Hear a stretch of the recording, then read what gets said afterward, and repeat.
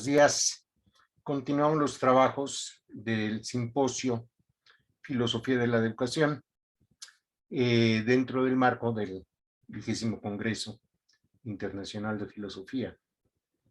Y el día de hoy nos presentarán sus ponencias la maestra Carla Romero Uscanga, la maestra Ana Claudia Orozco Recendis, la maestra Antonieta Julián Pérez y el maestro José Ramón Espinosa Julián. Empezaríamos con la maestra Uscanga Carla, quien nos va a hablar de un caso práctico, no solo teórico, que sería la tutoría en el IEMS como un vínculo con el estudiante. La maestra Carla Romero tiene la licenciatura en Filosofía en la Facultad de Filosofía y Letras de la UAM Iztapalapa. Es maestra en terapia familiar en el Centro de Estudios e Investigación de la Familia y actualmente es doctorante en Ciencias del Desarrollo Humano en el Colegio Internacional de Educación Superior. Ya está en proceso de titulación. Es docente de Historia de la Filosofía y de Lógica. Fue en Columbia College Panamericano y actualmente es docente, tutora, investigadora en el Instituto de Educación Media Superior de la Ciudad de México desde el año 2003. Y tiene también, se desempeña profesionalmente como terapeuta familiar sistémica desde el 2008. Actualmente es presidenta del Círculo Mexicano de Profesores de Filosofía. Cedo pues la palabra a la maestra Carla Romero Uscanga. Y adelante, maestra. Muchas gracias. Buenos días. Me da mucho gusto estar aquí con ustedes y poder compartirles un poco acerca de esta experiencia que la verdad para mí ha sido muy reconfortante y he aprendido mucho acerca de esto durante estos años. Y bueno, ¿me podría ayudar el staff con la presentación, por favor? Claro. Gracias.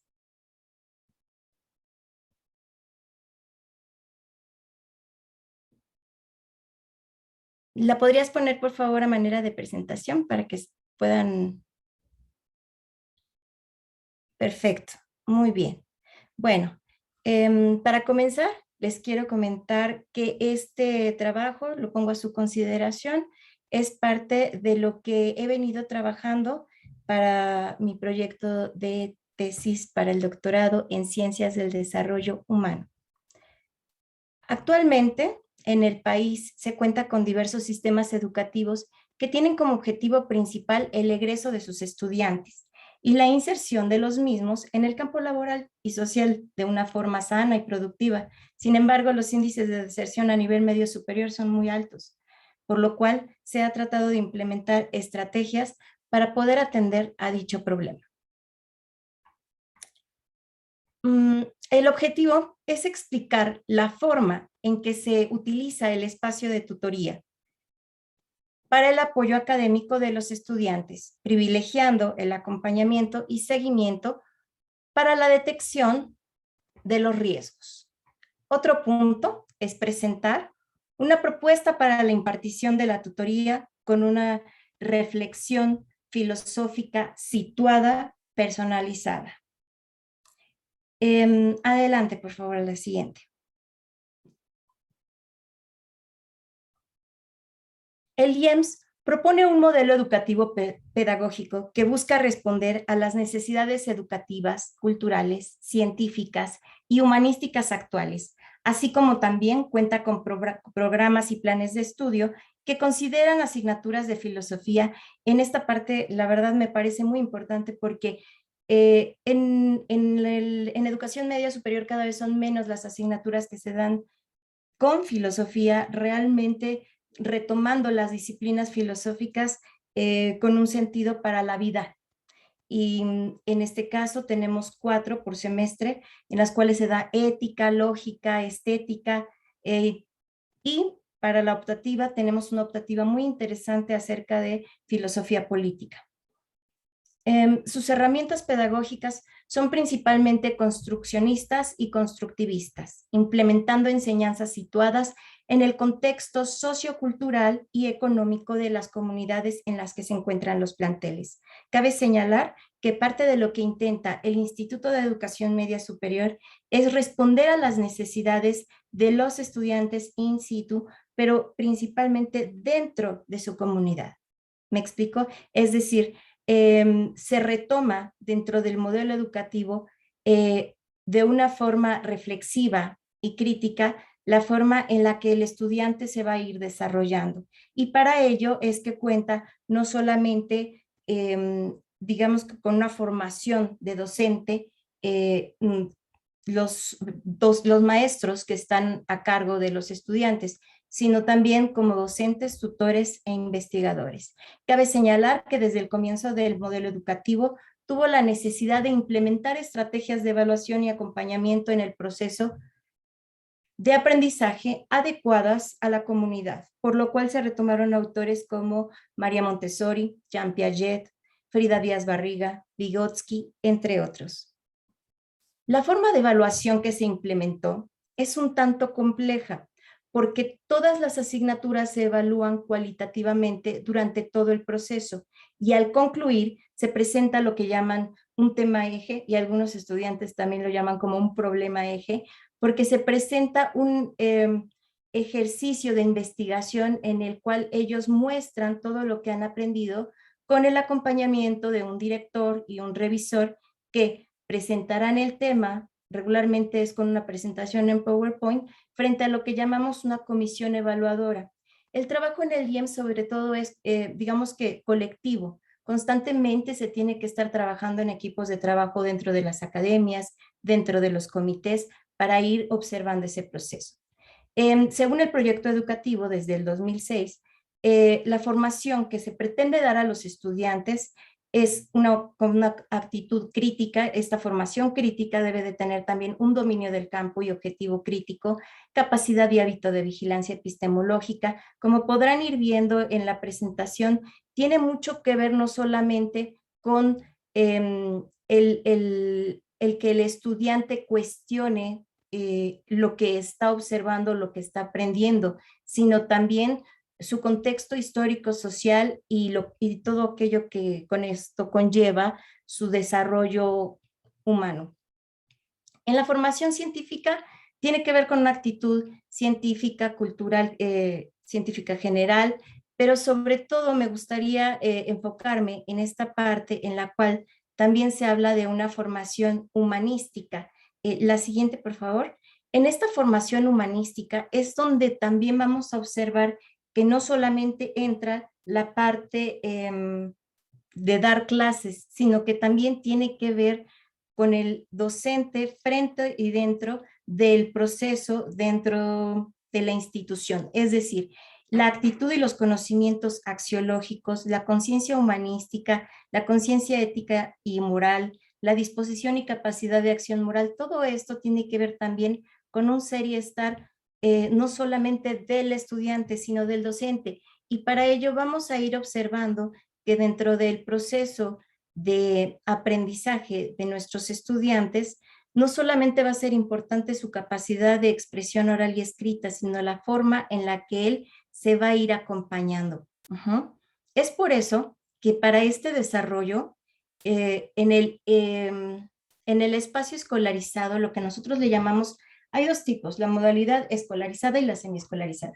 En la escolarizada, actualmente los profesionistas nos vamos especializando no solamente para dar una tutoría, sino también para dentro de esa tutoría poder ir desarrollando un análisis de investigación que permita dar ese seguimiento y acompañamiento a los estudiantes, que son aproximadamente entre 9, 16, dependiendo de las necesidades de los grupos.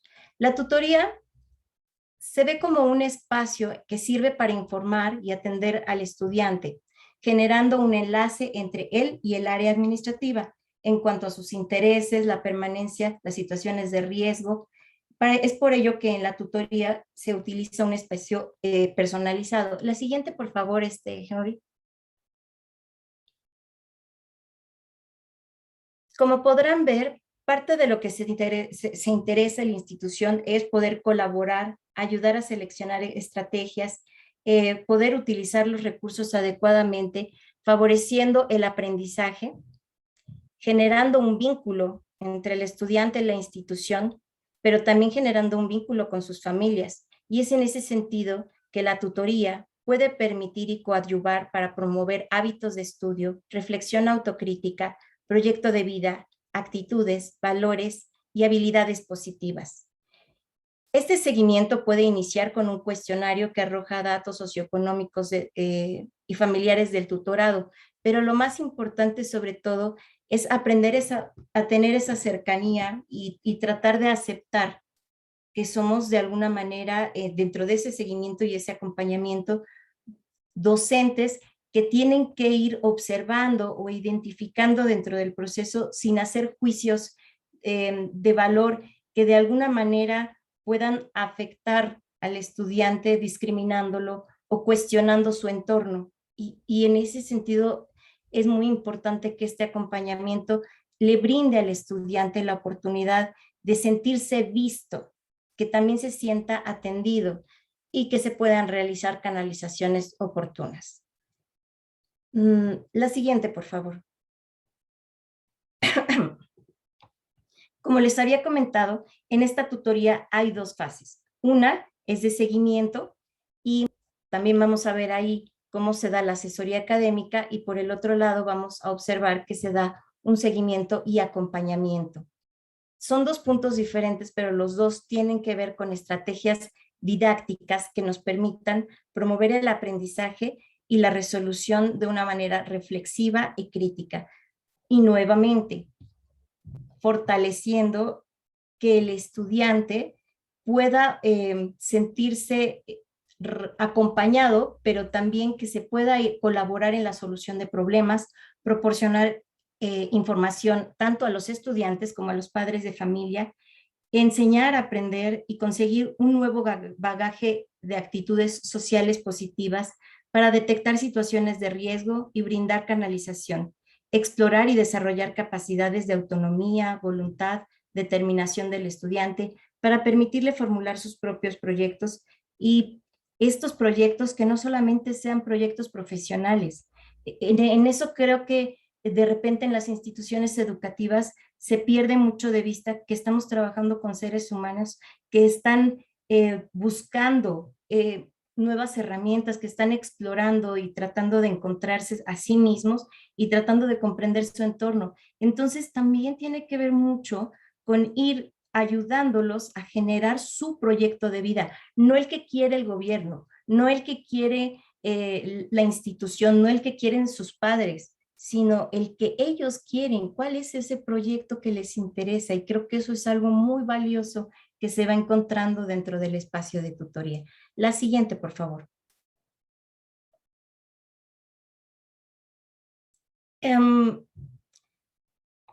Parte de lo que pretendo proponer para la tutoría, perdón, parte de lo que pretendo proponer para esta tutoría es que se pueda dar un enlace por medio de lecturas filosóficas, pero aquí hay un punto muy importante. No se trata nada más de darle la información del filósofo, de qué dijo o en qué año nació, sino ir realmente acompañándolos y detectar. A veces hay ocasiones donde dices, este filósofo le puede servir para poder analizar lo que está viviendo y darse cuenta, digamos, de que no es el único que lo ha pensado o que lo ha vivido, que hay otras maneras de preguntarse sobre esa situación.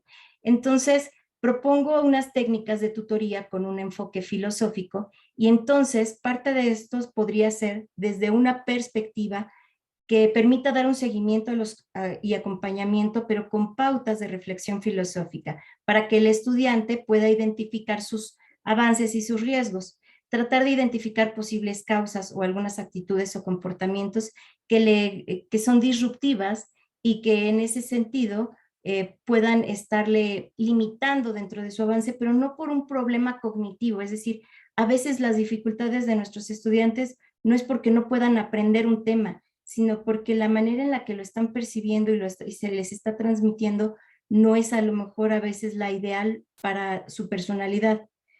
Entonces, parte de lo que se propone es poder hacer cuestionarios con preguntas abiertas o cerradas para realizar reflexiones críticas co-constructivas, desmarcándose de la figura parental para evitar la codependencia. Al mismo tiempo, generar redes de apoyo, si es posible, con los padres y adultos a su cargo. Otro punto tiene que ver con que en algunas ocasiones el tutorado rechaza la ayuda por diversas razones. El tutor puede retomar desde un método mayéutico el proceso para construir desde las ideas del estudiante el abordaje de la intervención ideal, acordando entre ambos, tutor-tutorado, ese apoyo y esa búsqueda de solución. El tutor es importante que se involucre en la medida de lo posible para apoyar al estudiante en su avance académico. Esto implica hablar de problemáticas familiares, tener conversaciones con las familias, dar información y canalización si así se requiere. Es decir, hay ocasiones donde también puede reconocer el tutor que lo que está pasando no está al alcance de sus posibilidades el tomar ese problema en sus manos, es decir, un problema orgánico, una depresión, un embarazo no planeado, un problema de adicción, en cantidad de que lamentablemente dificultades van enfrentando nuestros estudiantes día a día. La siguiente, por favor. En ocasiones incluso se tiene que llegar a hacer ciertas llamadas a los padres de familia para tratar de buscar o analizar qué es lo que está pasando. Parte de lo que se puede utilizar precisamente dentro del proceso de la tutoría es el análisis de lecturas dirigidas con un enfoque filosófico. Por ejemplo, obras o fragmentos de Platón, Séneca, Foucault, Graciela Hierro, Adolfo Sánchez Vázquez, Ortega y Gasset, Kant, la maestra Carmen Rovira, por mencionar algunos, ayudan a que se cuestionen su conducta, a que reflexionen sobre la forma en la que están viviendo. Esto es profundizar en un análisis de una problemática que están viviendo, señalando también la importancia de sus limitaciones. Pueden profundizar en problemas éticos, problemas ontológicos, problemas hermenéuticos, que a lo mejor él en el momento no sabe que está en un problema que se puede analizar o cuestionar de esta forma.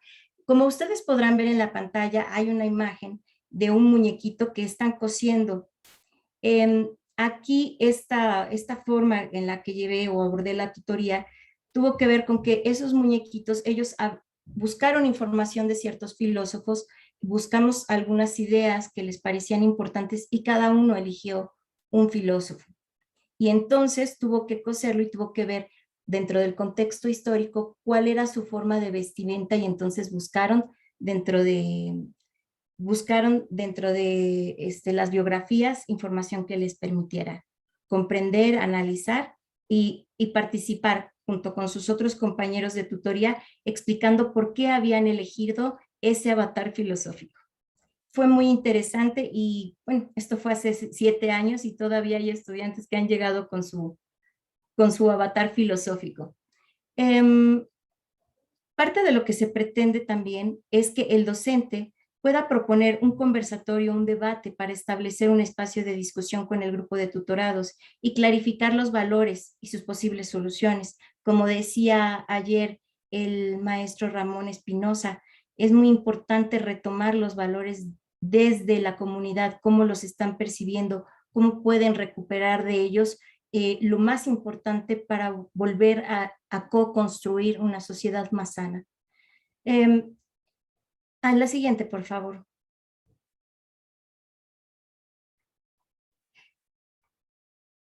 Parte de lo que se pretende con esta tutoría, con un enfoque filosófico situado y personalizada, tiene que ver también con promover en el estudiante esa capacidad de reflexión, pero también tiene que ver con un espacio de movimiento que requiere que el perfil del docente tenga ciertas características que me parece muy importante señalar. La siguiente, por favor.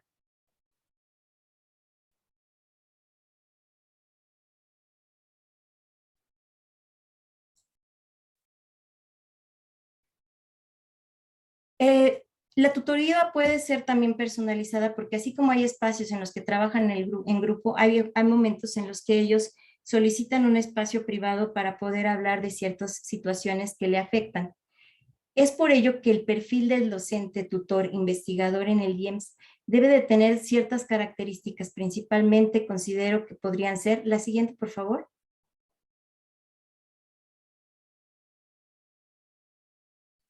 Considero que podrían ser sobre todo la siguiente.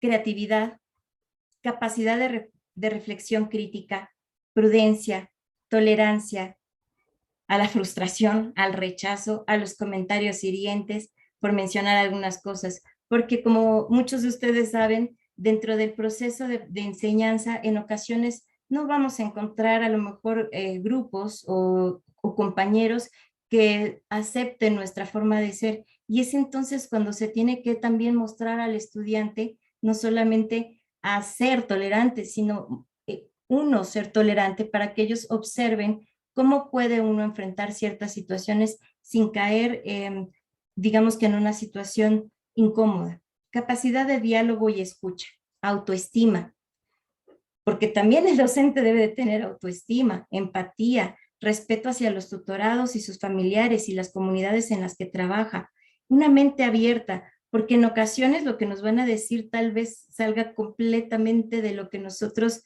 tenemos como parte de lo que puede o debe de ser. La capacidad para no sobreinvolucrarse con problemas o actitudes de los estudiantes. Se debe de tener un conocimiento del reglamento de las instituciones y capacidad para desarrollar resiliencia. Este punto va a ser importante porque también se va a retomar para el perfil del estudiante tutorado. A la siguiente, por favor.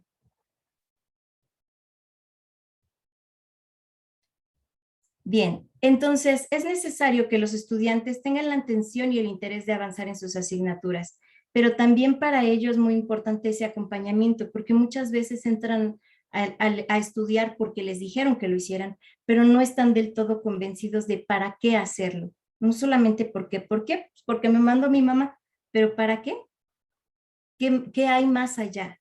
¿No? Y es ahí también donde entonces debemos de recuperar o recordar, retomar lo que son las características de la reflexión filosófica, ir más allá, ser críticos, tratar de ver esta mente mucho más universal a sabiendas de que no vamos a alcanzar el conocimiento de todo aquello que abarca eso que queremos conocer o comprender.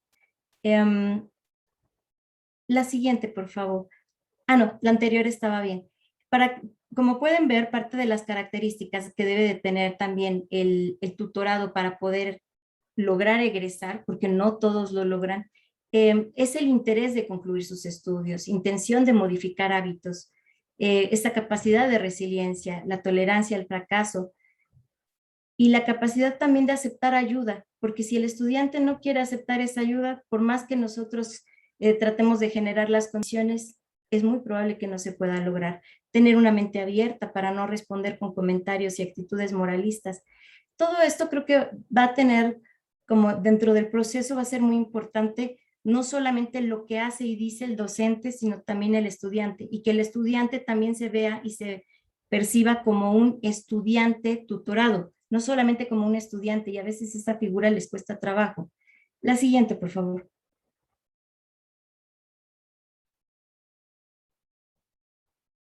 Bien, entonces,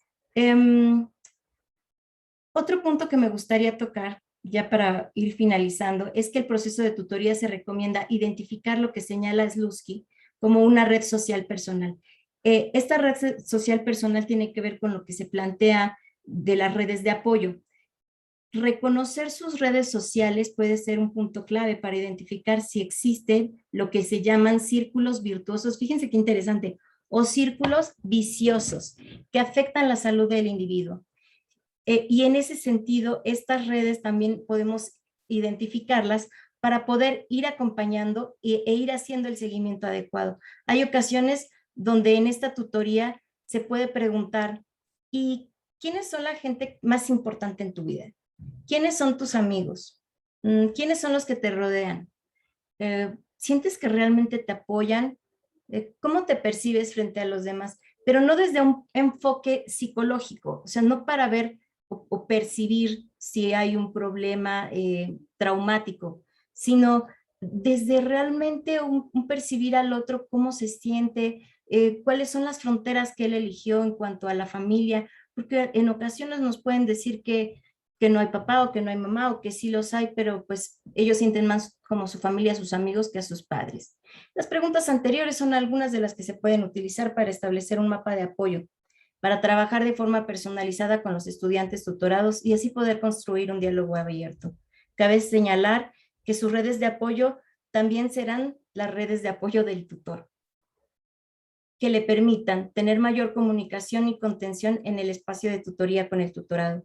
El mundo es diferente para cada ser humano, ya sea como docente o como estudiantes, se tienen tanto obligaciones como responsabilidades, sueños que en algún momento de la vida pueden ser inalcanzables. Sin embargo, en el espacio de tutoría, tanto el docente como el tutorado pueden compartir sus ideas e inquietudes, porque en realidad en el espacio de tutoría puede ser un espacio en el que todos comparten y pueden coadyuvar a la construcción de sus identidades, tomando en cuenta los desafíos a los que se enfrentan. Es decir, en esta co-construcción, el docente también pone en juego sus propios sueños, sus propios ideales. Cada día, debido a sus problemáticas, pueden ser familiares, sociales, económicas o culturales.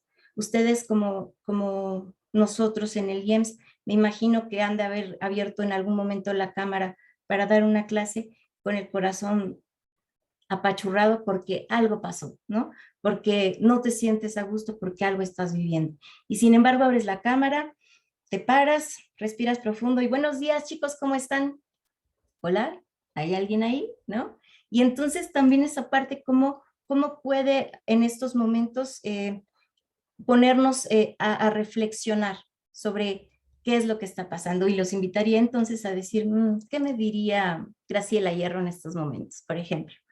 Permite participar de un banquete de ideas que pretenden responder a sabiendas de que no pueden ser todas nuestras respuestas resueltas, pero nos pueden apoyar para proponer una nueva forma de vida.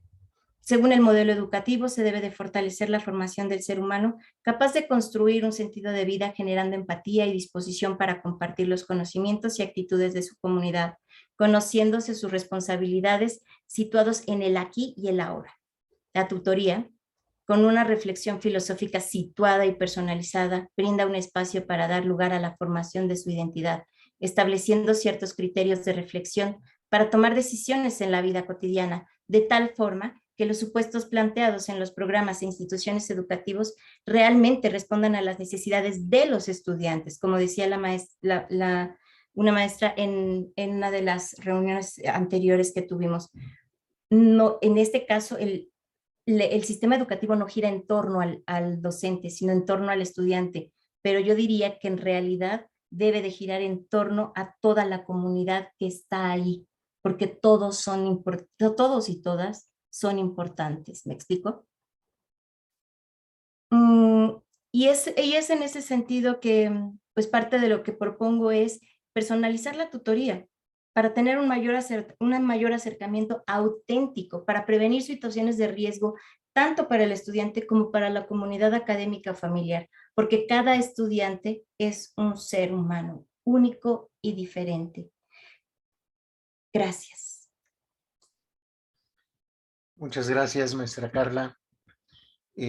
A continuación, la maestra Ana Claudia Orozco Recendis nos va a hablar sobre la responsabilidad docente frente a la violencia de género en el aula.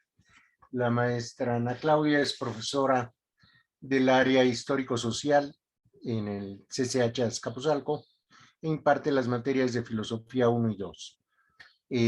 Ha participado en dirección de grupos de trabajo, seminario de equidad de género del CCH Azcapotzalco, seminario de tutoría con perspectiva de género y en la coordinación del proyecto Infocap, Mujeres en la Historia de la Filosofía.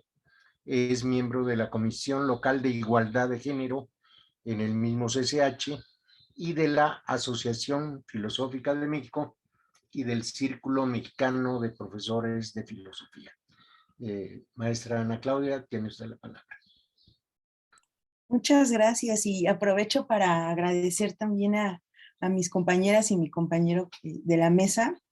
Me gustó mucho la propuesta porque creo que al final nos vamos a complementar entre toda la mesa, ¿no? Ahorita que escuchaba a la maestra Carla, la verdad es que estaba no solo anotando, sino reflexionando muchas cosas que hay que llevar, ¿no? Otra vez a nuestros espacios áulicos y sobre todo tejer redes de apoyo para que estas recomendaciones que nos comparte pues las podamos difundir. Antes de comenzar yo quisiera rápidamente señalar dos cositas. Primero quisiera dedicar esta ponencia a una maestra que nos ha dejado físicamente, pero que la vamos a llevar siempre.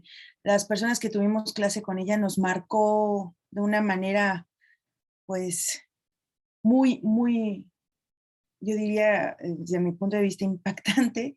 Y bueno, yo le quiero dedicar a la maestra Rovira, pues, no solamente en ponencia, sino también parte de lo que ahora realizo, porque bueno, fue una de las personas que me motivó y me regresó al mundo de la filosofía.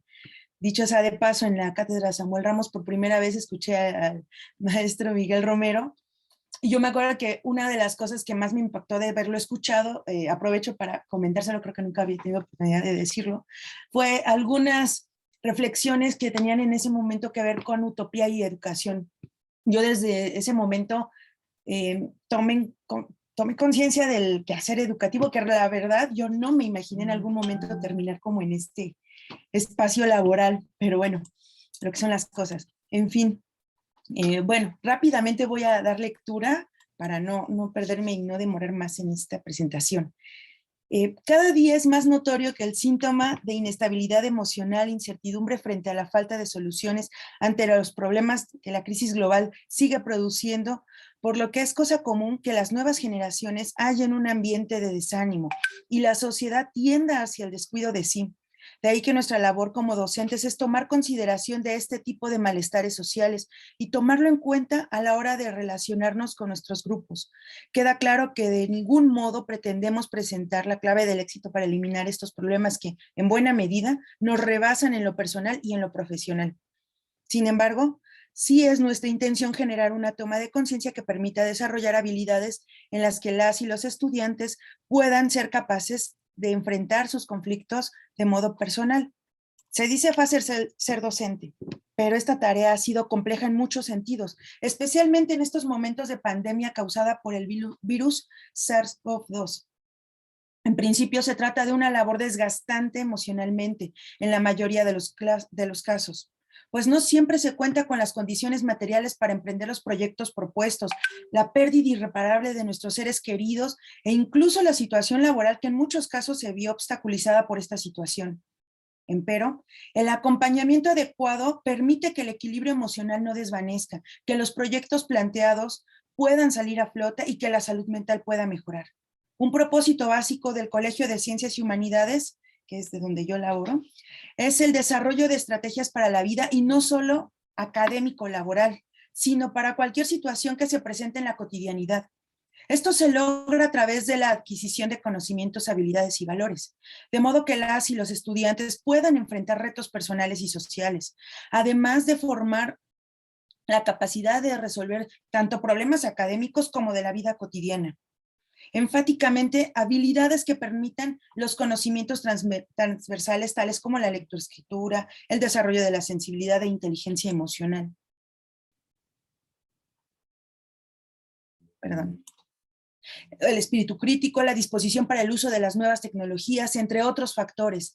Todo esto forma parte de la construcción de un pensamiento crítico. En este sentido, las diferentes experiencias vividas en el espacio áulico con las y los estudiantes del medio superior nos han impulsado a emprender nuevos caminos y plantearnos metas específicas con beneficios para fortalecer la colectividad universitaria y en general para nuestra sociedad. En este caso nos concentramos en el tema de la equidad de género, en especial abordar la temática de la violencia de género en el aula, porque no solo es de interés, sino de urgencia en nuestro espacio escolar, incluso en el modo virtual. Esto debido a los últimos eventos ocurridos, y no solamente en la universidad, quiero decir, a nivel nacional y bueno, si nos vamos más allá, a nivel global, ¿verdad? Así pues, cada día vemos un despliegue de las formas de desigualdad y de violencia en todos los espacios de la realidad que ameritan ser tratados en nuestro quehacer docente. Este es un siguiente apartado. La perspectiva de género para disolver la violencia de género. Quizá fue muy ostentoso este título, pero bueno, ahí está la motivación también, ¿verdad? En este discurso, además de exponer algunas imprecisiones sobre la modalidad virtual a la que tuvimos que acceder como medida de seguridad y también preventiva debido al riesgo sanitario, haremos un alto en la reflexión sobre ciertos elementos que tienen que ver con el uso de la perspectiva de género como herramienta clave para desvanecer las actitudes de violencia que hay en el espacio escolar, sea presencial o virtual. Reflexión que parte de nuestra experiencia docente, en este caso, acentuado en la materia de filosofía que se imparte en el último año del bachillerato y es obligatoria para todas las y los estudiantes. El estudio de la filosofía es de tal importancia que requiere atención especial dentro de la formación básica del nivel medio superior, pues es una disciplina que acompañará al estudiante durante toda su vida. Como docente del área histórico-social, interesa enfocar la utilidad de la filosofía para la vida y cómo se integra en las actividades de la vida cotidiana de todo individuo. La meta es generar un pensamiento crítico siguiendo las recomendaciones del modelo educativo del Colegio de Ciencias y Humanidades, a partir de las experiencias entre la economía, la política, las ciencias sociales, el arte y en general la cultura. ¿Cuáles son las relaciones entre la filosofía y estas disciplinas? Bueno, en principio, lo que los une pues es el elemento de la interdisciplina, porque la idea es que todas las disciplinas en algún momento se puedan discutir en un mismo y claro sentido. En filosofía, el tema de la perspectiva de género no es visible, incluso puede no ser relevante a la hora de proponer el tema. Esto porque las problemáticas filosóficas muchas veces nos remiten a la abstracción, perdón. Sin embargo, en términos epistemológicos, por ejemplo, este tema es de gran interés. La ausencia del otro, en el caso de la invisibilidad de la mujer en los enfoques didácticos, en las referencias teóricas a la hora de llevar a cabo nuestra práctica docente, es muestra palpable de violencia epistémica. El silencio epistemológico lo vemos en la omisión de las mujeres filósofas, por ejemplo, en diversos manuales de historia de la filosofía y, por supuesto, en nuestros propios programas operativos y desde los programas indicativos. Esta invisibilización no es casual, pues se debe a cierta negación tanto en el caso de las mujeres en especial, como también de otros tipos de alteridades. Puede verse claramente en la producción teórica tanto de la filosofía como de la psicología y en consecuencia en los programas oficiales para su enseñanza y reproducción como discursos hegemónicos. Y yo creo que acá habría que agregar otras disciplinas como la pedagogía también, que es parte fundamental a la hora de construir un programa indicativo. En ese sentido, el ejercicio docente implica una preparación constante en su disciplina, la actualización de conocimientos y habilidades. Al respecto, Augusto Salazar Bondy comparte que es un hecho que la carencia de las cualidades propias del especialista en el magisterio filosófico provoca el más completo fracaso de la enseñanza. Es importante el reconocimiento de las formas de ser y actuar como parte de la formación que se le otorga al alumnado. En este proyecto privilegiamos el esfuerzo constante por ser mejores personas y esto incluye ser mejor docente. Por ello, enfocar la participación de los docentes es tarea urgente y necesaria, pues se ha vuelto un instrumento de vital importancia en nuestras prácticas escolares, por lo que nuestra participación pretende ser una voz colectiva que exprese algunos aspectos que dejan ver la relevancia del instrumento metodológico de la perspectiva de género en el aula. Digo todo en plural, paréntesis, porque lo que yo estoy presentando acá en realidad es un saldo teórico que se ha discutido, por ejemplo, en estos seminarios que inicialmente comentaba, y hemos llegado a distintas, bueno, no tanto como conclusiones, pero sí a ciertos postulados que precisan este tipo de propuesta. Estamos conscientes de que se requiere construir mecanismos que permiten identificar, analizar, cuestionar la discriminación, la desigualdad y la exclusión a partir de un enfoque teórico y político, pues es una obligación para las y los docentes proponer metodologías con perspectiva de género, con intención de erradicar la violencia de género especialmente, ¿no? Permitir que haya violencia de género en las escuelas es perpetuar la injusticia, la violencia y la violación de los derechos humanos. La intención es abordar desde diferentes ópticas el tema de la violencia y tejer redes de apoyo entre profesionales de las diferentes áreas, que puedan aportar elementos a nuestra formación docente y trabajar temas y trabajar en áreas que puedan sumar, que puedan abonar hacia la vida de los estudiantes de nuestro colegio y en general, ¿no?, de la sociedad. Con ello es posible ampliar los horizontes de reflexión e investigación, cuyo propósito es la intervención al respecto. Cuando hablamos de atentar contra la vida, nos referimos a cualquier forma que afecte directamente la integridad humana, no solo los actos de inmediatez que obstaculizan de manera inmediata este desarrollo, como lo puede ser el suicidio, por ejemplo, sino también detalles que van mermando el desarrollo humano. Uno de ellos, como lo hemos mencionado, es la violencia de género, que se ve expuesta en múltiples formas simbólicas. Nuestra preocupación en la comunidad del bachillerato es porque son estudiantes que se encuentran en formación y a punto de integrarse al plano de la educación superior y con ello adentrarse en la esfera profesional. Aunque suene trillado, son el futuro de la sociedad. De ahí que la urgencia sea incorporar el instrumental que brinde la perspectiva de género para abordar directamente dicha preocupación. Y en principio, sugerimos que se incorpore dicha herramienta en el aula y en general en todas los espacios escolares. Así pues, entendemos por perspectiva de género un enfoque de análisis empleado en estudios, investigaciones, políticas y programas que implica reconocer las atribuciones y representaciones sociales que se construyen tomando como referencia las diferencias sexuales entre hombres y mujeres. Es lamentable, pero aún prevalece la ausencia de la perspectiva de género en la mayor parte de las instituciones de educación de nuestro país. Esto se puede ver en los programas de formación del personal académico y en la composición también de la comunidad, cuya presencia de mujeres es escasa.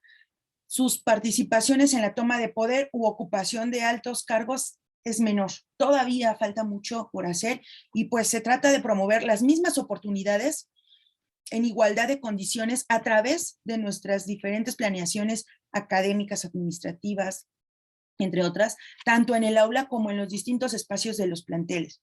La búsqueda constante de estrategias con perspectiva de género implica la modificación de nuestro marco teórico, cuyos silencios epistemológicos los vemos en la omisión, por ejemplo, de las mujeres y de los sujetos feminizados. Bueno, y también habría que señalar precisamente en el mundo intelectual, ¿verdad? Con ello se busca lograr una igualdad entre los sexos.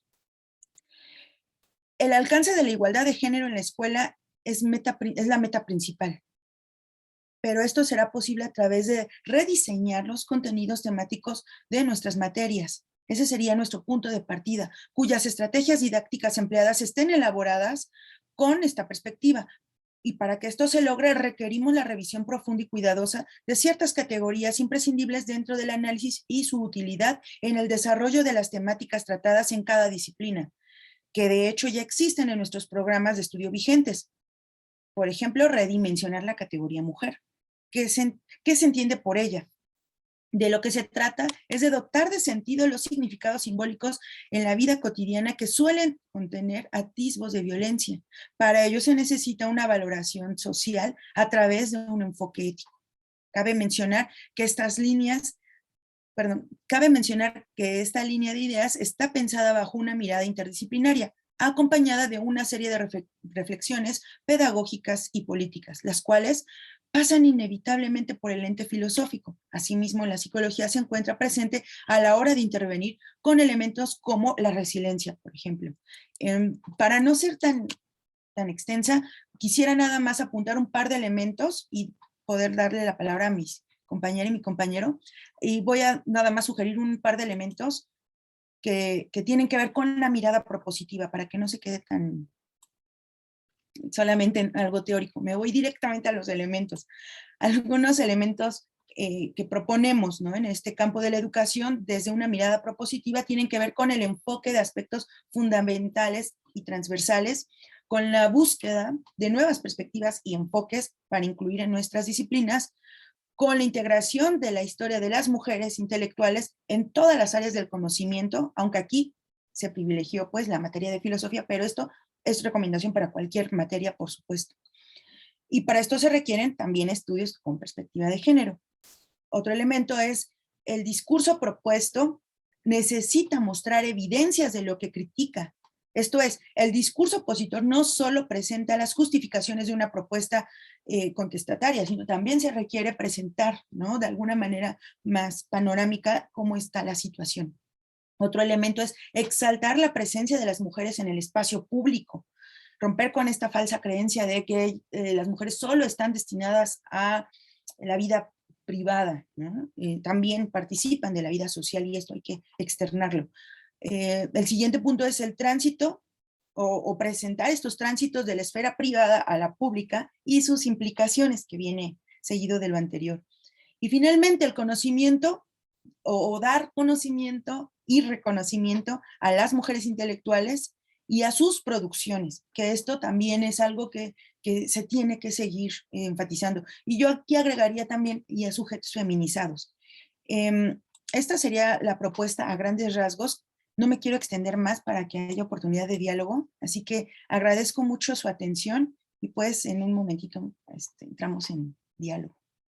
Muchas gracias.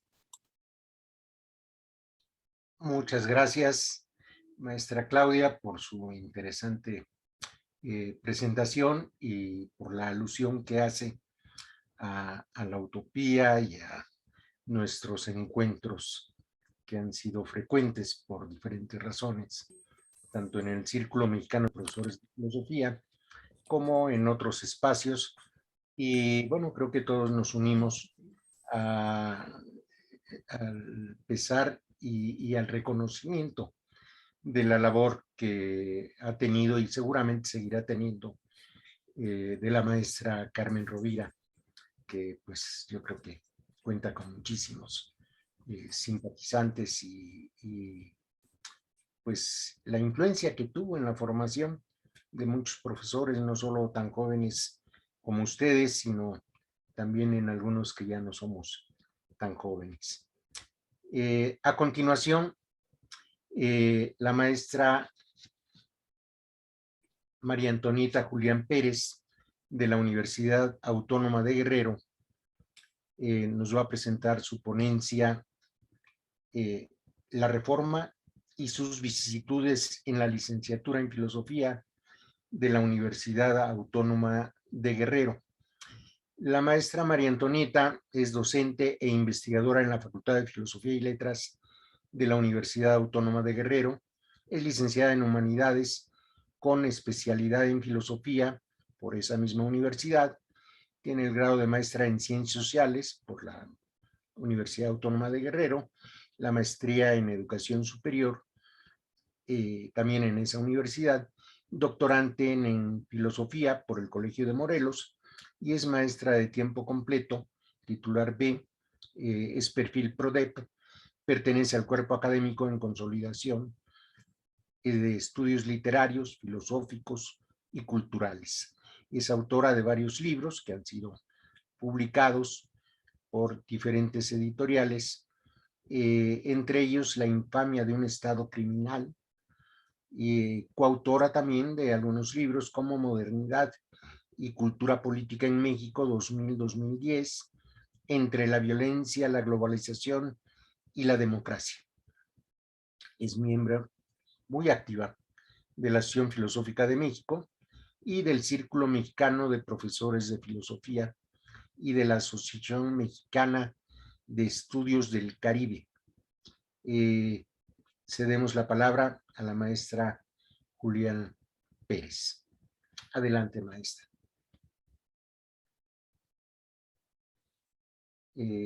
Prenda su micrófono, por favor, maestra. Maestra Antonieta, su micrófono.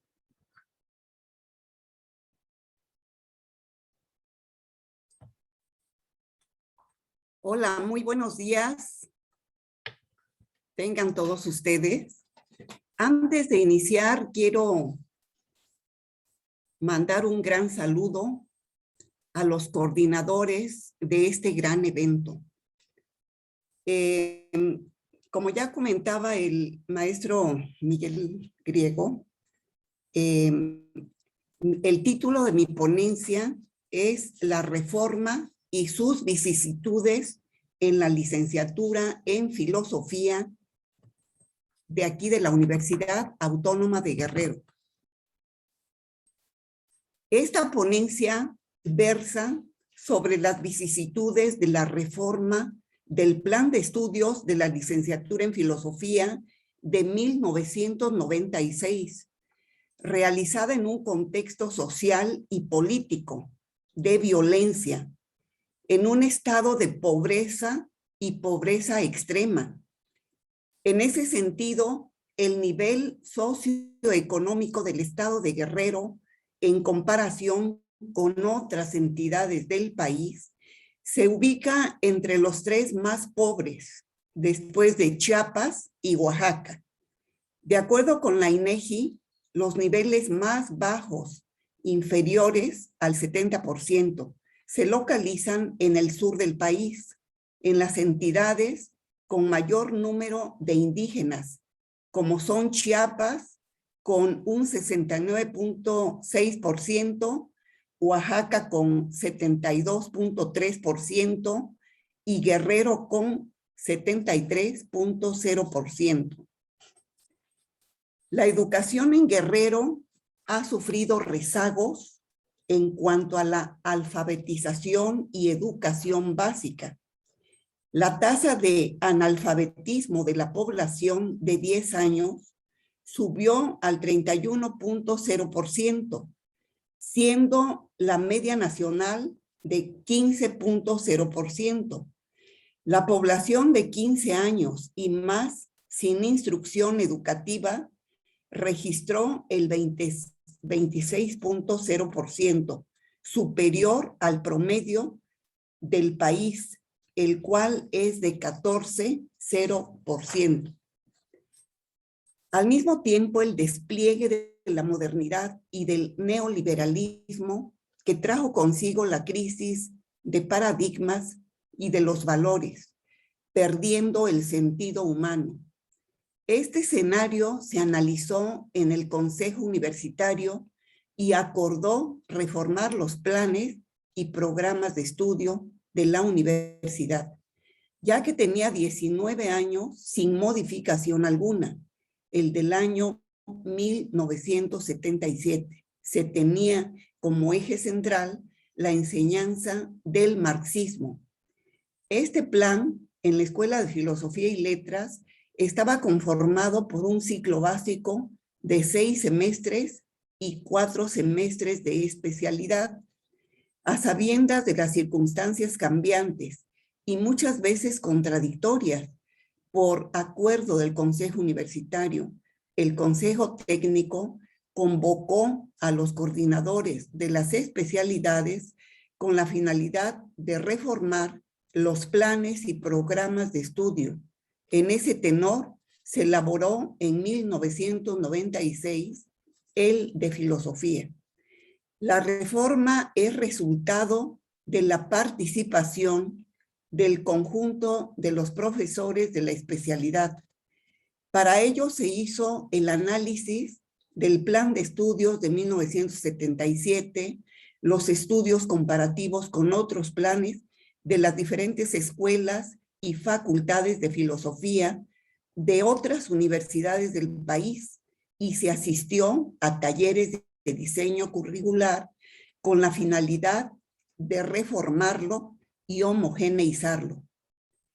En esta perspectiva se siguió cierto rigor metodológico para su elaboración y al mismo tiempo los criterios establecidos en el expediente técnico para la creación o modificación de planes de estudio de la Universidad Autónoma de Guerrero.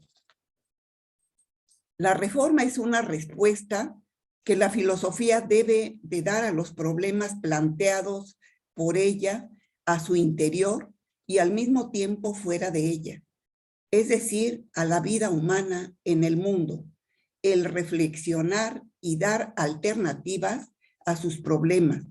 En ese sentido, la reforma está orientada a formar profesionales de la filosofía para comprender hermenéuticamente las problemáticas planteadas por las filosofías clásicas, modernas y contemporáneas sobre el conocimiento en el mundo, el ser y los valores, lo mismo que para esclarecer lo que es el pensamiento filosófico, lógico, sistemático y metodológico, así como la necesidad de reflexionar nuestro modo de conocer los problemas y fenómenos del mundo contemporáneo. De lo anterior se desprenden los objetivos y el perfil del egresado expresados en este plan.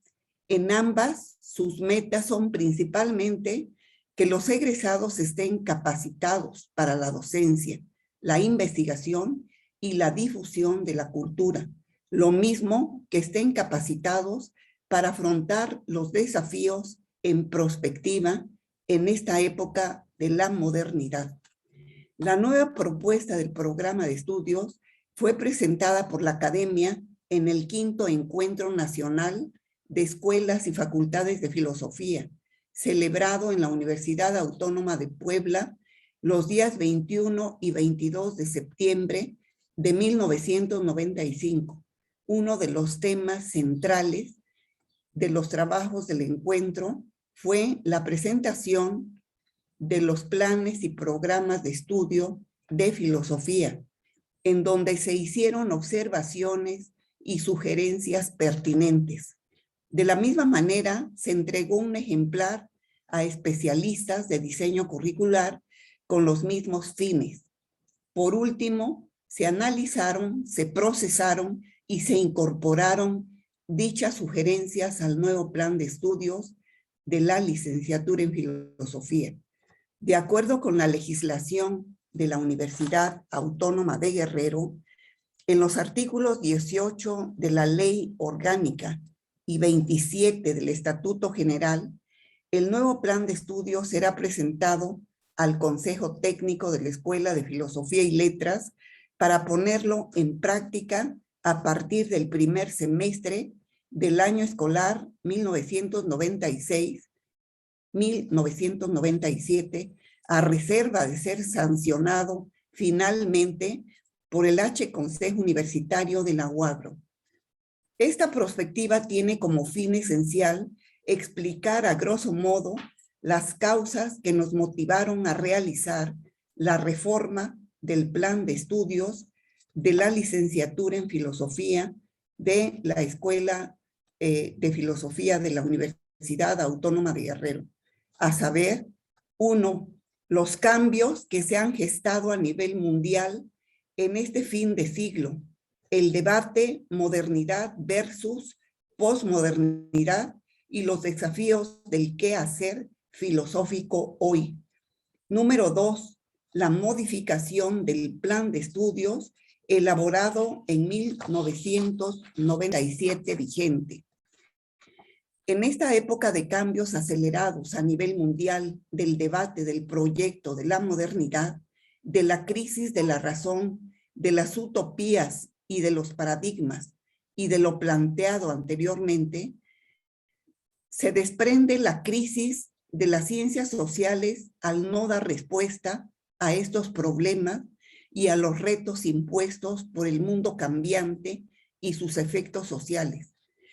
De suyo se desprende la importancia de la filosofía y del qué hacer filosófico, hoy más que nunca, porque son estos los que deben de buscar el método o los métodos apropiados para dar respuesta a esos desafíos, ya que la filosofía se fundamenta en la razón como razón humana y por tanto es de su incumbencia encontrar las causas de dicha crisis. Si la modernidad ha llegado a su fin, tal como lo afirman los posmodernos, por causa de la razón, modernidad que se viene desarrollando desde la época del Renacimiento y que ha sido impulsada a partir de la Ilustración, tomando auge con el avance de la ciencia y la tecnología desde la primera, la segunda y la tercera revolución tecnológica. Hoy, con la era de la revolución cibernética, en este desarrollo científico y tecnológico, indiscutiblemente se debe a la capacidad racional del hombre que fue capaz de transformar a la naturaleza y a su propio pensamiento para sus fines, fines que a la postre conllevó a la deshumanización del ser humano por el mal uso de la razón, transmutándola en instrumento técnico, provocando sus propias aporías. Es decir, en vez de humanizar más al hombre, lo han deshumanizado. En esta paradoja es la filosofía la que debe de comprender, estudiar y explicar para construir una teoría crítica lo suficientemente capaz para deconstruir ese uso instrumental con el fin de construir una razón que centre al hombre como eje fundamental en ese sentido humano y ético, ya que lo humano se ha desintegrado en las turbulencias e incertidumbres provocadas por la modernidad. Es la filosofía y el quehacer filosófico los que deben de contribuir a la crítica con la finalidad de descubrir los aspectos negativos de la razón. Para ello se hace necesario esclarecer lo que es el pensamiento filosófico, cómo procede nuestro conocimiento y el comportamiento en el mundo, ya que nuestro conocimiento se fija en los diversos aspectos de los objetos y de los problemas sociales. La filosofía debe orientar a la razón a la búsqueda de sus aporías por conducto de la hermenéutica, comprensión, interpretación, explicación y análisis para encontrar las causas de su instrumentación técnica, de su ser y del ser en su conjunto. En otros términos, del nosotros en el mundo. Se trata de aplicar en un campo específico de la investigación de las ciencias humanas y sociales, incorporando nuevos conceptos y categorías en el juego, al pensamiento y a la crítica de lo que ha sido hasta hoy la razón instrumental. Lo escribe John Dewey. El problema de la reconstrucción dentro de la filosofía, desde cualquier ángulo que se le aborde, surge del esfuerzo por descubrir de qué manera han de ser llevados hasta su plenitud los nuevos movimientos que tienen lugar en la ciencia y en las condiciones políticas, industriales y humanas que de ellos se han derivado y que se encuentran todavía en un estado rudimentario y confuso. Fin de la cita. Ha sido la filosofía y los filósofos los que han empeñado o los que se han empeñado de conjugar analíticamente el potencial crítico y explicativo de los movimientos que se han generado en el conocimiento humano, incluyendo la reconstrucción de la filosofía, capaz de dar cuenta de las pasiones y las pulsaciones humanas. En ese sentido, la filosofía siempre ha sido su función, pero también debe de emprender la tarea de contribuir a ello en las ciencias humanas y sociales. Para ello se hace necesario, como lo afirma Luckmann, realizar una ilustración de la ilustración. En otras palabras, establecer un sistema de evaluación y de análisis de los conceptos, de los proyectos de emancipación humana y las formas que se utilizaron en el pasado para analizar la realidad, pero que hoy son infuncionales para nuestra realidad cambiante. En esta perspectiva, la filosofía debe de construir los conceptos o construir otros nuevos que nos permitan explicar la crisis de las ciencias sociales, de la razón, de las turbulencias y del desorden de la modernidad. El desafío de la filosofía es construir lo que se presenta como orden y demostrar que en su interior está el orden que nos agobia, el desorden y las turbulencias manifiestas en la modernidad. En ese sentido, las perspectivas de la filosofía y del quehacer filosófico son vastas, ya que son las únicas formas más elevadas del pensamiento humano y las que se encargan de reflexionar y analizar mediante la actividad crítica las consecuencias sociales del desorden y del orden mundial de la modernidad. Los propósitos fundamentales son los siguientes. Número 1, la formación integral de profesionistas, investigadores y profesores universitarios, capaces y conscientes de contribuir con inteligencia crítica y de servicio, dando propuestas de solución a los problemas de la sociedad acorde con los conocimientos filosóficos adquiridos. Número 2, la investigación, la docencia y la difusión de la cultura serán las acciones para el desarrollo y la transmisión del conocimiento. Número 3, la formación de profesionistas, investigadores y profesores universitarios deberán atender las necesidades del Estado como profesionistas, conscientes de sí mismos, que reflexionen críticamente sobre la realidad social, ecológica y del propio conocimiento de la realidad. Además, comprometido en la promoción de un orden social más justo. Los estudios a ese nivel tendrán las siguientes características. Número 1, de amplitud de conocimientos filosóficos y metodológicos básicos que le permitan a los alumnos reflexionar coherente y humanamente. Número 2, de profundidad en los conocimientos que permitan a los alumnos tener bases suficientes para desarrollar su profesión y estudios posteriores. La licenciatura contribuirá 3 características principales.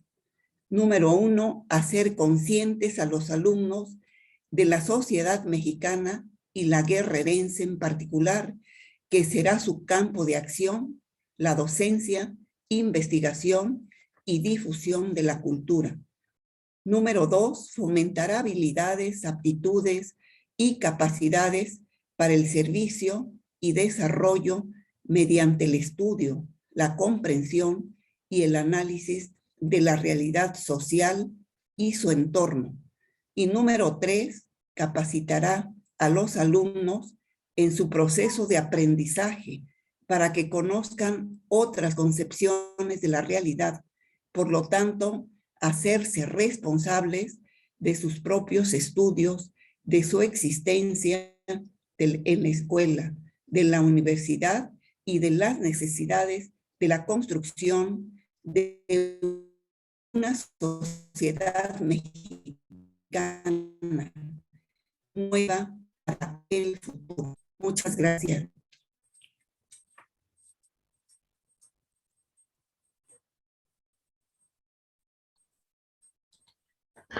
Muchas gracias, maestra María Antonieta. Muy interesante su planteamiento. Tenemos ahí oportunidad de intercambio de ideas, de preguntas o complementaciones que puedan hacer.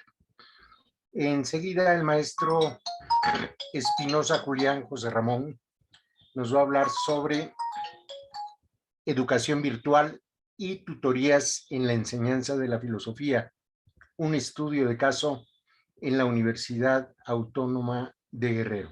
Le pediría de favor al maestro José Ramón, no lo veo.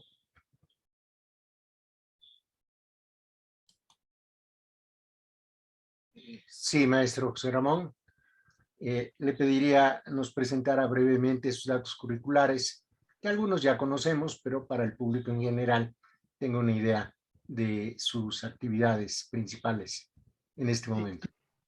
Sí, muchas gracias. Agradezco mucho la coordinación de este simposio maravilloso de filosofía de la educación que coordina el doctor Miguel Ángel Romero Griego. También agradezco mucho la participación de mis compañeras, colegas que me han antecedido en este discurso precisamente sobre la problemática de la educación y fundamentalmente también de las tutorías y de los planes y programas de estudio de filosofía. También quiero agradecer mucho a los organizadores, al staff, a la logística de este gran Congreso Internacional de Filosofía, porque créanme que sin ellos sería imposible realizar un evento de esta magnitud. Muy buenos días a todas y a todos. Mi nombre es José Ramón Espinosa Julián, soy profesor de la Facultad de Filosofía y Letras de la licenciatura en Filosofía, subdirector académico también de esta facultad, soy profesor también y coordinador del programa de tutorías en la Facultad de Filosofía y Letras de la licenciatura en Filosofía. He escrito varias publicaciones, tanto en el ámbito de la antropología como de la filosofía. Y voy a presentar este tema que voy a compartir la pantalla para poder evitar demora en mi tiempo. Bueno, el tema de esta disertación se denomina Educación Virtual y Tutorías en Enseñanza de la Filosofía, un estudio de caso en la Universidad Autónoma de Guerrero. En este primer tercio del siglo XXI, el mundo enfrenta diversos desafíos, los cuales permean en la sociedad del conocimiento, en la cual un porcentaje todavía menor tiene acceso a las TICs. De igual modo, las problemáticas se diversifican como son la pobreza global y nacional, la falta de espacios educativos, el bajo poder adquisitivo del trabajador, la crisis ambiental, aunado a este cambio climático, la devastación del ecosistema, que son los ecocidios, así como una carencia y disminución de los mantos freáticos. Aunado a esta violencia que todavía sigue crispando en nuestro país en sus diversas manifestaciones y a una flagrante todavía violación de los derechos humanos, tanto en el mundo como en México. Es cierto que el mundo vive una era de cambios tecnológicos. Nosotros mismos hemos vivido estos cambios tecnológicos a partir de la pandemia del COVID-19 en febrero del año pasado, y por otro lado se hace necesario también generar los puentes de diálogo intercultural como fundamento para el respeto de los pueblos originarios afromexicanos y siendo también imprescindible al pensamiento crítico y humanístico basado en valores como la tolerancia, la justicia, la libertad, el respeto, la generosidad, entre otros. En ese tenor, las humanidades han tenido una gran tarea de proveer los elementos teórico-metodológicos a nuestros estudiantes de los programas educativos en filosofía, historia, literatura hispanoamericana y sociología de nuestra facultad. El dinamismo del capitalismo ha conllevado a la comunidad a una enajenación del ser que derrumba los valores éticos y morales y adopta nuevas prácticas como el egoísmo, la venganza, el odio, desembocando en un mundo en ocasiones en zozobra, plagado de violencia sistémica y de caos, en el cual el modus vivendi solo refleja violencia, incertidumbre y más ahora con el tema de la pandemia.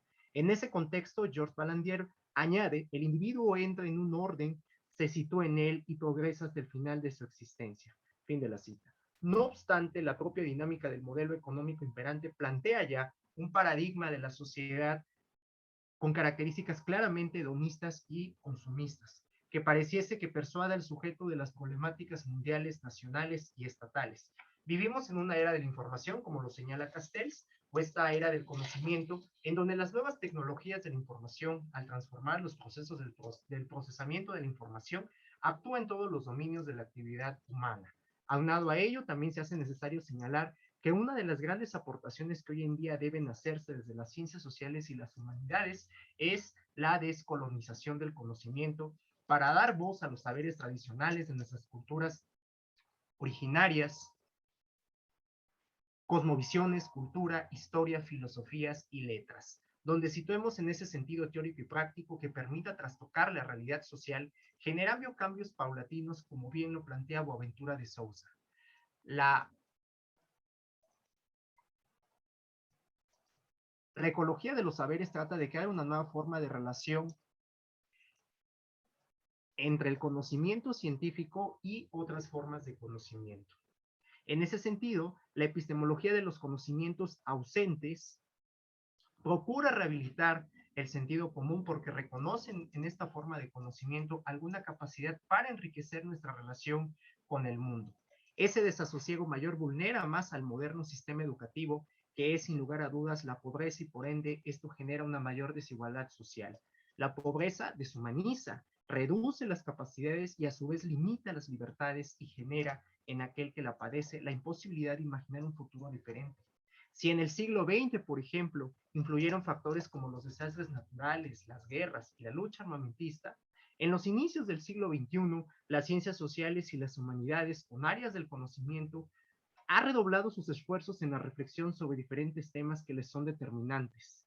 Cabe señalar que solo la biotecnología, la ingeniería o las ciencias de la salud, por citar un caso, son consideradas como áreas que hacen grandes aportaciones al conocimiento científico.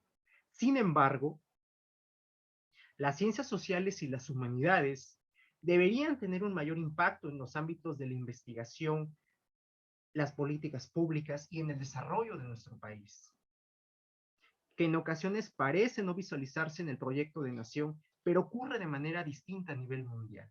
En ese tenor, en las últimas décadas, algunas universidades o sistemas educativos han ido desarrollando permanentemente la tarea de incluir la filosofía en los planes y programas de estudio.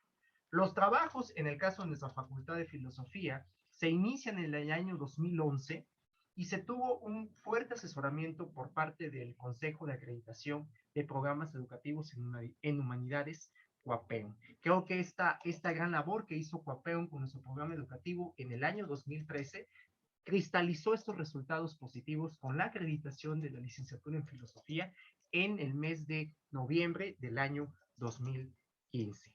Es importante también hacer mención que a nivel mundial hay organismos internacionales como la UNESCO y el Consejo Internacional de Filosofía y Ciencias Humanas que consideran que esta área del conocimiento tiene una larga tradición de cooperación intelectual y solidaridad con fundamento en las humanidades.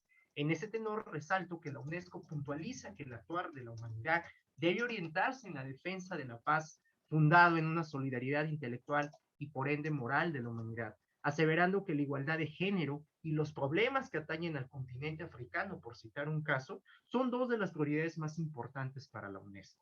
En ese sentido, el Consejo Internacional de Filosofía y Ciencias Humanas señala que las humanidades y ciencias sociales ayudan y permiten, a partir de sus áreas epistémicas, coadyuvar en un mejor conocimiento del comportamiento humano, materia indispensable para una comprensión de nuestros pueblos originarios, que permita la cooperación entre académicos como medios para fomentar y difundir el quehacer de nuestras áreas de estudio.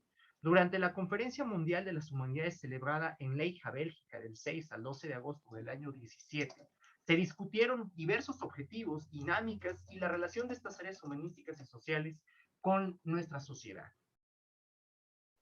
como son el cambio climático, la violencia, las dinámicas culturales, la migración, así como el patrimonio cultural. En ese sentido, las humanidades y las ciencias sociales son indispensables en gran razón porque buscan dar respuesta a las problemáticas de nuestra sociedad a partir de la comprensión, del análisis y de la interpretación de esta realidad compleja, desde un enfoque multi, inter y transdisciplinario. En ese sentido, es necesario que tengamos un enfoque con un pensamiento crítico pertinente que permite y coadyuve en el desarrollo sostenible de nuestro entorno en beneficio de todos. En ese sentido, Gaudotti señala cito, sostener el vínculo vital entre los seres humanos y las otras especies no solo es necesario, sino también útil. Fin de la cita.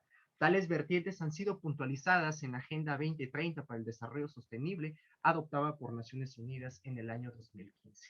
En ese sentido, y considero necesario señalar, la enseñanza de la filosofía ha permitido a los jóvenes ser más tolerantes, desarrollar una mente más crítica, todo ello con un fundamento en los valores éticos. Huelga decir que la nueva apuesta de las humanidades será guiada por la diversidad cultural y lingüística que todavía tiene nuestro país y principalmente en el estado de Guerrero.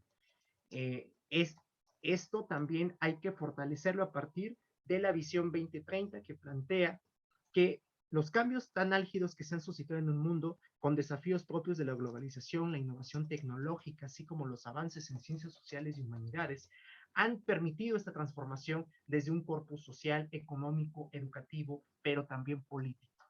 Es por ende que en esa sintonía los planes educativos deben de estar orientadas siempre en una reflexión crítica, propositiva y de impacto en el espacio social. Pasando ya al caso que me compete de mi trabajo que presento a ustedes, nosotros definimos a la tutoría como una modalidad de actividad docente que comprende un conjunto sistematizado de acciones educativas de carácter académico y personal que se brinda precisamente desde el tutor o tutora hacia el estudiante. ¿Qué permite esta tutoría? Primeramente, permite conocer diversas formas de resolver sus problemas dentro de un contexto escolar, analizar las trayectorias de los estudiantes a partir precisamente de todas las unidades de aprendizaje del plan de estudios, ¿no?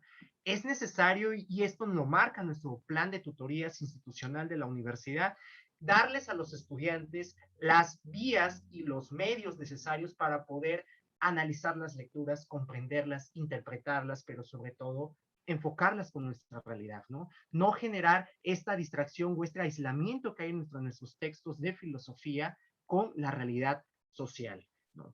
Por eso es importante también, y esta es otra medida que tiene nuestro programa de tutorías, son desarrollar estrategias de estudio. Yo creo que esto también es un aspecto muy importante que vamos a puntualizar más adelante.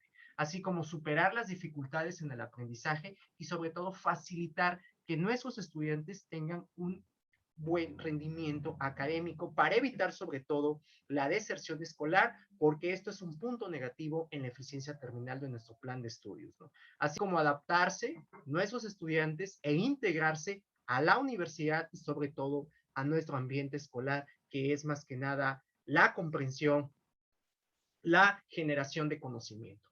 Esta tutoría se establece de acuerdo a lo que marca la Constitución Política de los Estados Unidos Mexicanos, pero también está vinculada a la tutoría, que es una obligación y además responsabilidad de la universidad en nuestra ley orgánica, ¿no? Ahí se señala claramente la necesidad de que nuestros estudiantes tengan una cobertura de tutoría desde el nivel medio superior hasta el nivel superior, que es el caso que estoy comentando.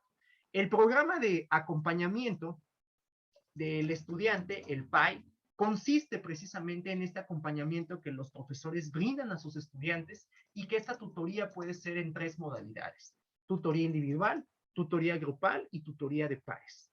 Este programa de tutoría se convierte en una corresponsabilidad, porque en muchos casos, al primer semestre, nosotros como coordinadores asignamos a nuestros estudiantes para que estén a cargo de una tutora o de un tutor. El problema es que no existe en ocasiones la corresponsabilidad, y aquí es precisamente el problema que muchos tenemos o tienen mis colegas, que no tienen este acercamiento con el estudiante, pero tampoco el estudiante se acerca con su tutor. Entonces, aquí son varios factores que inhiben esta responsabilidad. Creo que esto lo vamos a detallar más adelante mejor en los comentarios para no detenerme mucho en este punto, ¿no? Pero es necesario esta corresponsabilidad. Algo muy importante que considera el PAI es precisamente esta relación que se establece entre profesor y tutor, y que se asume el tutor como una guía en este proceso formativo, fundamentalmente porque el tutor lo va a orientar al estudiante en sus tres niveles que plantea la tutoría y que voy a desarrollar en un momento. También el tutor tiene como función orientar, asesorar, acompañar al estudiante durante los 4 años de su estancia en nuestros planes de estudio. Aquí les presento una gráfica en la que señalamos nuestra planta de estudiantes que están inscritos tanto en las áreas de historia, de filosofía, de literatura y sociología. En filosofía tenemos alrededor de 45 estudiantes. En historia estamos teniendo una matrícula aproximada de 80 estudiantes. En literatura tenemos una matrícula de 95 y en sociología tenemos una matrícula aproximada de 30 estudiantes. Cabe señalar que la Facultad de Filosofía cuenta, y eso es muy independiente, con una maestría en humanidades. Esto es un elemento muy importante que hay que señalar en este proceso de la enseñanza-aprendizaje y sobre todo del acompañamiento que tienen nuestros estudiantes. Muchos de nuestros estudiantes tal vez no tuvieron un seguimiento en la tutoría en el nivel medio superior, por eso siempre yo señalo a los estudiantes la necesidad de que ellos primeramente van a tener una imagen de lo que fue la tutoría en el nivel medio superior y otra imagen muy diferente de la que van a tener de este acompañamiento en este nivel superior. Por eso aquí señalo algunos de los factores a priori y a posteriori que siempre nuestros estudiantes están señalando en relación al tema de la tutoría en nuestra Facultad de Filosofía y Letras. Estas son las modalidades que plantea el programa institucional de la tutoría de la universidad. Primeramente, como señalaba, hablamos de una tutoría individual o personalizada, de una tutoría grupal o colectiva, pero de una tutoría de pares. La tutoría de pares es un punto muy importante porque esta tutoría nos permite regular a nuestros estudiantes que de cierta manera están en cierto momento rezagados, tienen un poco de mayor dificultad para poder entender varias de nuestras asignaturas del plan de estudios. Hablemos de epistemología de las ciencias sociales, hablemos de lógica, hablemos, por ejemplo, de temas pertinentemente de filosofía de la ciencia. Entonces, aquí hay un rezago. Y nuestros tutores pares tienen la función precisamente de tener un promedio arriba del 8 y que permiten precisamente nivelar a nuestros estudiantes que están en parte rezagados, ¿no? Esta tutoría de pares además tiene muchos beneficios, como que además de ser tutor par, el estudiante tiene la facilidad de poder desarrollar su servicio social y prácticas profesionales. Entonces esto se convierte en un aliciente para nuestros estudiantes, precisamente para evitar esta deserción escolar, que es lo que se favorece mucho con la tutoría, evitar la deserción escolar. Pero por otro lado, los niveles de implementación de la tutoría, de acuerdo a lo que marca el programa de acompañamiento del estudiante, son 3. El primer nivel, que es para nuevo ingreso, donde al estudiante se les enseñan todas las materias, unidades de aprendizaje del área de las EFI de nuestra universidad. En el segundo nivel, al estudiante se le induce ya más en todas las asignaturas del plan de estudios de nuestra facultad. Aquí, por ejemplo, los estudiantes pueden cursar, además de sus materias optativas, pueden cursar sus materias electivas, que son 2 selectivas que se cursan en la universidad, en nuestro caso del plan de filosofía. Entonces, los estudiantes antes de la pandemia podían cursar asignaturas en educación, podían cursar materias en derecho, en antropología social, en escuela de artes. Desafortunadamente, con el tema de la pandemia, esta visión multi, inter y transdisciplinaria se vio precisamente frenada y ahora el curso precisamente de estas unidades de aprendizaje de electivas las pueden cursar en nuestros otros 3 programas restantes, que es literatura, sociología e historia. Por último, en el tercer nivel, el tercer nivel es muy importante para la implementación de la tutoría, sobre todo porque nuestros estudiantes tienen un vínculo directo con su tutor o tutora, sobre todo porque varios de ellos se convierten en sus asesores de proyectos de investigación y de tesis, ¿no? Entonces, el tercer nivel nos permite como que culminar todo este acompañamiento, seguimiento de nuestros estudiantes, sobre todo por el proyecto de investigación y sobre todo para que nuestros estudiantes terminen en tiempo y forma con sus estudios de 4 años en nuestra licenciatura. Aquí precisamente señalaba las 3 modalidades de la tutoría, individual, agrupar y entre pares, y se sugiere por parte del programa que nosotros como docentes les brindemos a nuestros estudiantes mínimo 2 sesiones por semana. Estamos hablando dentro de esta formalidad que hubiéramos de cubrir por lo menos 8 sesiones al mes, ¿no? Creo que este elemento se ha complementado mucho porque en la licenciatura en Historia de nuestra facultad, por ejemplo, se ha puesto en marcha un elemento que son horas no escolares. Por ejemplo, si uno como estudiante acude a la tutoría, se le otorga una constancia por horas, precisamente para incentivar a nuestros estudiantes que acudan precisamente a la tutoría, ¿no? Que esa es parte de la corresponsabilidad que hay que establecer. Parte de los ejes orientadores de nuestra tutoría, y aquí señalo alguno de ellos de manera rápida por el tiempo, es precisamente la motivación profesional y este interés que hay que despertar en nuestros estudiantes por el desarrollo del conocimiento, sobre todo por todas las lecturas y los enfoques que nosotros estemos dando en las asignaturas de aprendizaje de formación institucional, Pongamos el ejemplo del caso de análisis del mundo contemporáneo, comunicación para las ideas. Son unidades de institucionales que en estas unidades nosotros como profesores damos los contenidos vinculados precisamente al tema de la filosofía, ¿no? Para que el estudiante no vea que estas asignaturas están completamente fuera del contexto de la formación del plan de estudios que ellos están precisamente cursando. Por otro lado, está también el desarrollo de las habilidades de investigación, que creo que este rubro se cubre con las dos asignaturas que el plan de estudios señala, y que esto se hizo en la aplicación de la reforma del año 2013, que fue precisamente las asignaturas de metodología de la investigación. Llevan dos asignaturas, además de los seminarios de tesis, y de esta manera refuerza mucho al estudiante, sobre todo la facilidad y la habilidad para la investigación, para la problematización, para la elaboración de lo que conlleva todo un proyecto de investigación con sus diferentes apartados. También señala este programa, y creo que este es un elemento muy importante, que a nuestros estudiantes los motivamos a asistir a los eventos académicos. Nosotros ahora como facultad hemos tenido una gran actividad cultural y académica, y creo que la virtualidad hay que sacar una parte positiva de este tema de la pandemia, de este confinamiento obligado. Muchos de nuestros estudiantes están asistiendo a diversas actividades organizadas hoy, por ejemplo, con la Asociación Filosófica, con el Círculo Mexicano de Profesores de Filosofía el año pasado, que fue el coloquio en Puebla. Entonces, nuestros estudiantes están participando permanentemente en estas actividades académicas, y de cierta manera, el hecho de que un estudiante curse nuestras actividades académicas y les otorguen constancia, nosotros en el plan de estudios tenemos que ellos deben de cubrir un total de 150 horas de actividades no escolares, precisamente como un requisito de egreso de todos nuestros estudiantes de los 4 programas educativos. Entonces, de cierta manera, nosotros, pues de cierta manera incentivamos a nuestros estudiantes a que participen, pero además ellos saben que deben de cursar esta unidad de aprendizaje que son las actividades no escolares.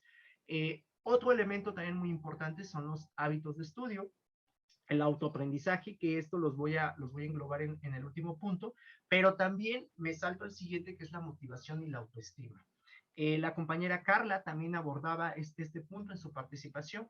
En el caso de nosotros, desafortunadamente, muchas de las problemáticas que nosotros estamos atendiendo como tutores en la facultad tienen que ver con problemas sobre todo delicados, y esto necesariamente lo tiene que atender un psicólogo, una psicóloga. La universidad, a través de la Facultad de Psicología que está en Acapulco, ha ofrecido precisamente estas asesorías a nuestros estudiantes sin costo alguno, sobre todo porque nuestra facultad y varias de nuestras facultades de aquí de la zona centro no cuentan con esta área de psicología, ¿no? Entonces, es un punto que a veces las problemáticas que nos plantean nuestros estudiantes no las podemos llegar de cierta manera a canalizar nosotros, las tenemos que canalizar directamente con el área de psicología de Acapulco, y creo que esto también ha sido un elemento muy positivo de nuestra universidad para no dejar esta asesoría como volando. Es necesario darle precisamente este seguimiento.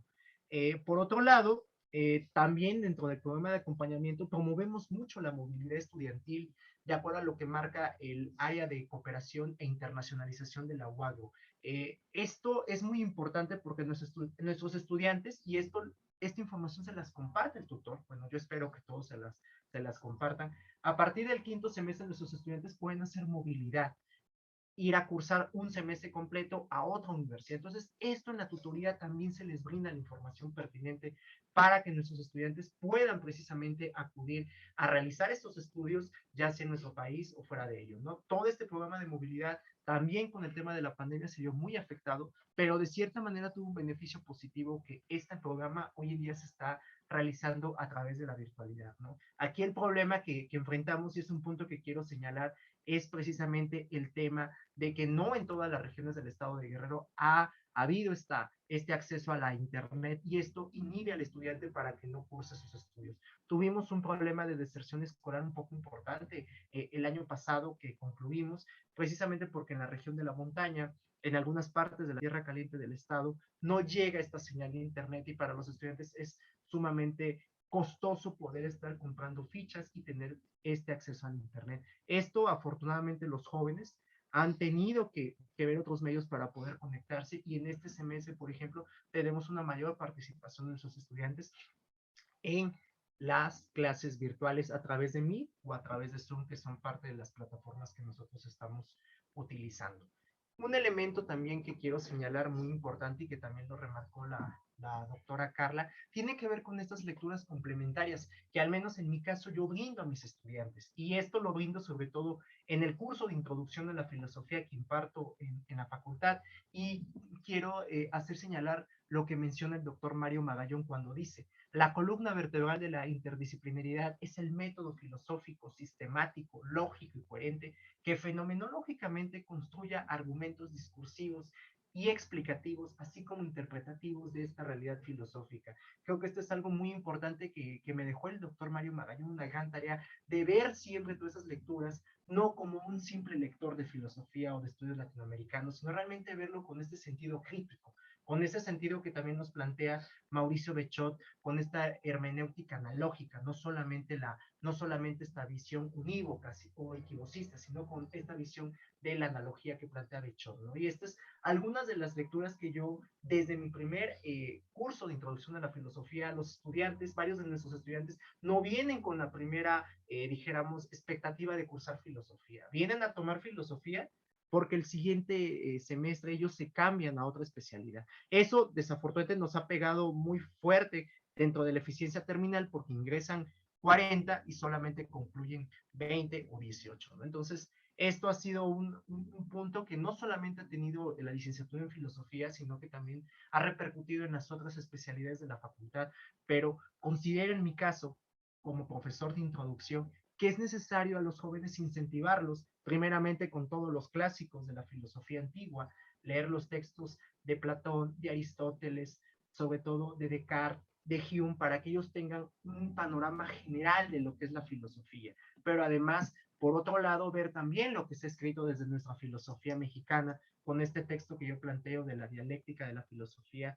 de Mario Magallón, el texto de una epistemología del sur de Boaventura de Sousa, y un texto genial y que yo considero un texto altamente recomendado, el de la filosofar en clave tojolabal del doctor Lenkerson, así como el discurso filosófico y conflicto social del doctor Magallón, y el texto de filosofía para qué del doctor Gabriel Vargas, que de cierta manera nos plantean todos estos textos de lo que ha sido la necesidad y sobre todo el reconocimiento de la filosofía desde el periodo de la conquista con el doctor Mario, así como abordar todas estas epistemologías no occidentales, que es lo que plantea Boaventura y Lenkerson, y por último, el tema más importante que también considero que es la necesidad de la filosofía y el porqué de seguir enseñando la filosofía hoy a estos jóvenes con el tema de la pandemia. Será todo por mi parte. Muchas gracias por su atención. Muchas gracias, maestro José Ramón.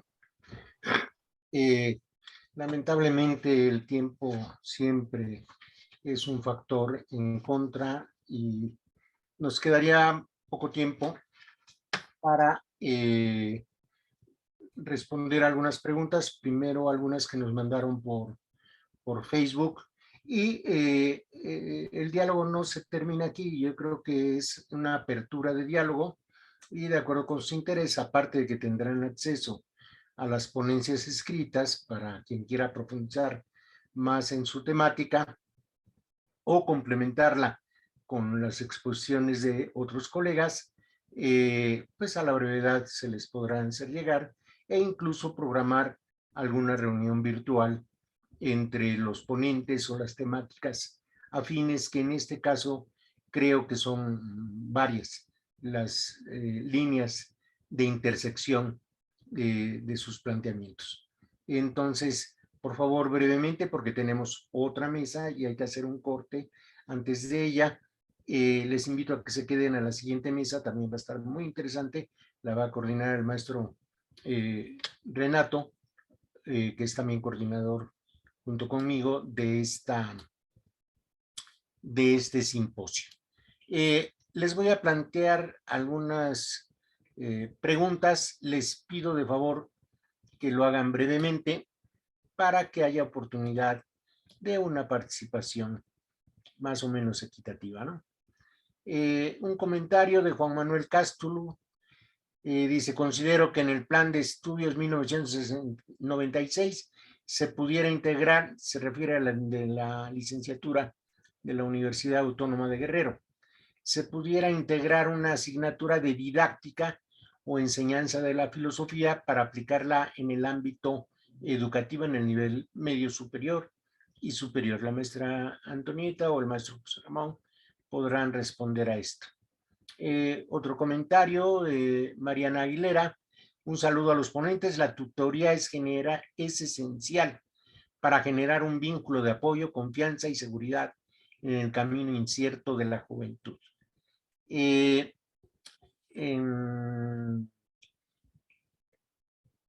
Permítanme, por aquí hay otra pregunta, más bien un comentario. Debe ser general, creada. No sé si tenga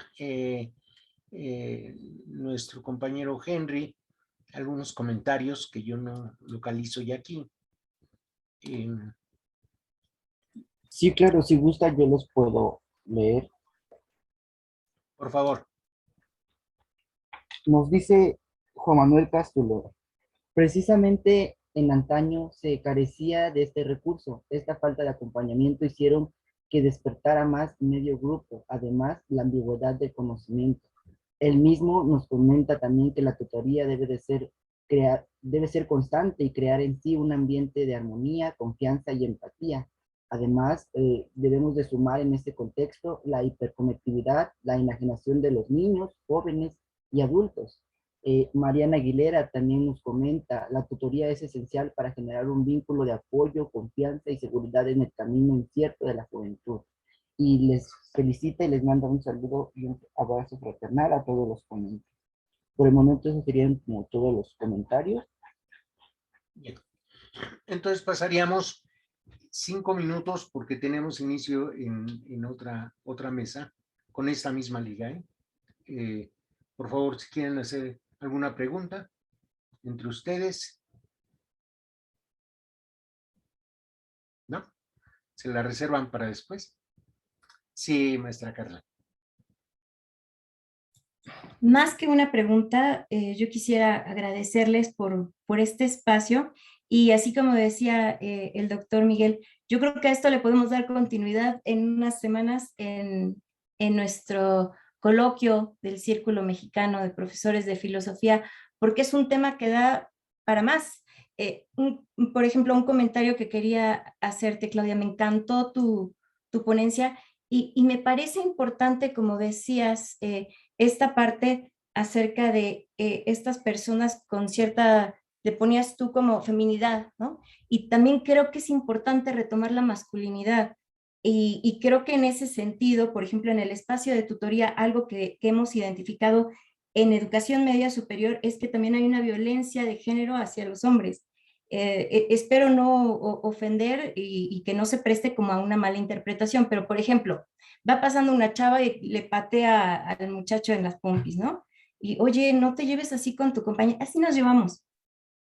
Espérame, ¿no? O sea, se está empezando, creo que es importante retomar como docentes ese equilibrio, porque en este momento en el que hemos estado tratando precisamente, y que tienes toda la razón, de ver la parte femenina, la parte de los derechos de la mujer, creo que también se ha dado cierta violencia hacia los hombres. Por ejemplo, tú eres el hombre de la casa, ¿no? Defiende a tu hermana. Bueno, a mí no le dijeron, pero se llegan a dar este tipo de casos donde creo que es importante, nuevamente, en el espacio de tutoría, o también creo que algo muy importante que retoma la maestra María Antonieta es lo de cómo es que tenemos tantas ideas, tenemos tanto interés de que egresen, y de repente nos dice Ramón, pues sí, pero de 40 a 20, ¿no?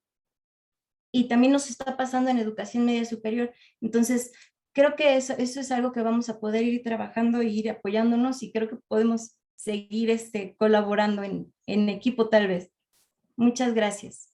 Oye, maestra Carla, si gusta decir algo brevemente, maestra Ana Claudia, o como bien plantea la maestra Carla, lo podemos dejar para otro espacio y momento, e incluso para un trabajo de seminario extraoficialmente, la primera vez. que hagamos este tipo de reuniones. Entonces queda abierta la posibilidad. Sí. Exactamente. Bueno, yo retomo la propuesta. Es que esta mesa estuvo muy rica en propuestas. Digo, haciéndome a un lado, aclaro. Yo estuve aquí aprendiendo un montón de cosas y creo que es importante retomarlas porque compartimos 4 espacios distintos. A lo mejor coincidió el maestro José Ramón con la maestra Antonieta en la institución, pero al final de cuentas fueron enfoques distintos y yo creo que esa pluralidad nos permite también llevar a otros espacios este tipo de recomendaciones. Y solamente una cuestión con lo de masculinidades, sí, en esta primera parte de mi trabajo solo enfoqué la cosa enfocada a las mujeres y sujetos feminizados, pero la parte que también me preocupa mucho personalmente y en tutoría también lo trabajo es las masculinidades, porque al final de cuentas también son víctimas del sistema patriarcal. Al final de cuentas, son los primeros afectados por este sistema. Y otro tema que quedó pendiente, que ni siquiera lo mencioné, fue los mandatos de la masculinidad, que cómo pesan, pero bueno, nos vamos a quedar picados porque todos los temas son súper importantes e interesantes. Yo les agradezco igualmente a la mesa y al maestro Miguel Romero y al maestro Renato, porque al final estamos aprendiendo mucho y nos vamos a ir con un montón de tarea y lo agradecemos. No lo digo en mala onda. Muchas gracias. Gracias a ustedes. Y bueno, toda reflexión filosófica siempre queda abierta y siempre puede ser retomada en otros momentos y espacios. Lamentablemente yo sé que los 4 tienen mucho talento y que podrían ahondar más en algunos puntos, pero pues el tiempo y sobre todo ahora con esta situación de virtualidad se nos reducen aún más. Pero a la brevedad les haremos alguna propuesta de continuidad en estas reflexiones, sobre todo aprovechando la buena disposición del maestro José Ramón en cuanto al apoyo de la difusión y promoción de actividades filosóficas, cosa que le reconozco públicamente, igual que la maestra María Antonieta, que desde hace muchísimos años ha estado dentro del círculo. Y bueno, el maestro José Ramón, a pesar de ser muy joven, también lleva muchos años, muchos más de los que se imaginan, en contacto con el círculo y las actividades filosóficas. Felicito a toda la mesa. Tenemos que despedirnos. Les agradecemos muchísimo y valoramos muchísimo su participación. Muchas gracias. Buenas tardes.